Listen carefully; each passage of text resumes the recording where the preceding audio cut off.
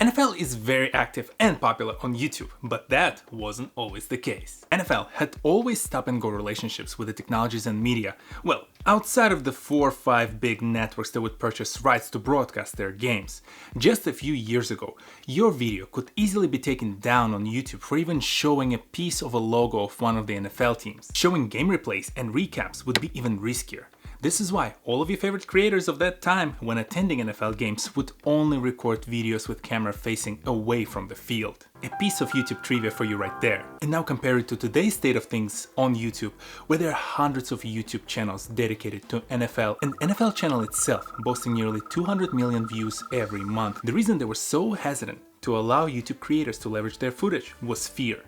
Fear of losing their investments into the app and the website that now boasted a lot of the same content. Fear of angering broadcast partners who rely on the ratings and the viewership. NFL has a history of being hesitant around the innovations that would eventually completely change and improve the way fans view the sport. Touching on the decade's most controversial innovation, instant replay. In the early days of clock and score, there were certain heads of networks who were like, I'm never going to put a clock and score on the screen. Each one of these innovations brought in more fans and developed deeper relationship with their core audience. And when NFL started to run out of fans in North America, they quickly realized that the same broadcasters they have today cannot serve the potential global audience. Most of us who grew up on the other side of the Atlantic Ocean perceived American football to be something like this, yet we were still curious, but there was no way for us to access easily the information and the content from the NFL games. That until one piece of technology finally gave the platform for NFL to reach that hungry global audience. YouTube was slowly becoming the dominant platform globally.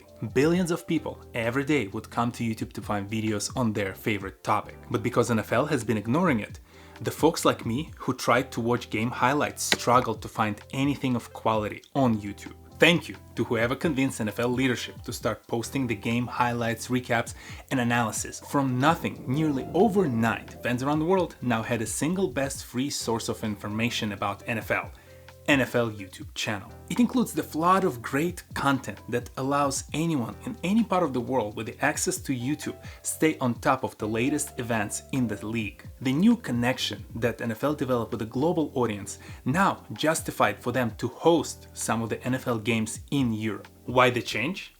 I think it's evident. The world is changing, and the pandemic has accelerated that change. The fans globally now as comfortable enjoying their content virtually as they were enjoying those events in person. NFL athletes, whose average career span is only 3 to 4 years, saw the creator economy as a way to extend their earning opportunities beyond just playing on the field. And now combine this with the student athletes and the relaxed regulations in the US college sports, all the future generation of most popular NFL players will come in with established social media fan base and a developed YouTube channel. I'm sorry to the die-hard old-school NFL fans, but the teams in the future will start hiring not only on combination of skills and the cost of a player. Rather, they will be estimating the player's value based on the skills, the cost, and their social media popularity. The combination of those 3 factors could increase the team's earning potential and generate additional sources of revenue needed to invest into other parts of the team. In here lies a lesson to the digital entrepreneurs, established companies, and even sport leagues.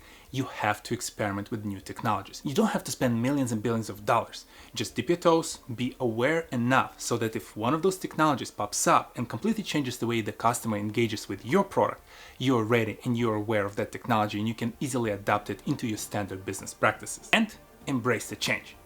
You have to do what will get you fired. This is a very simple philosophy that I follow in my 9 to 5 and in any project that I touch. Ask yourself, what is the change in the industry that would completely wipe your value as a brand?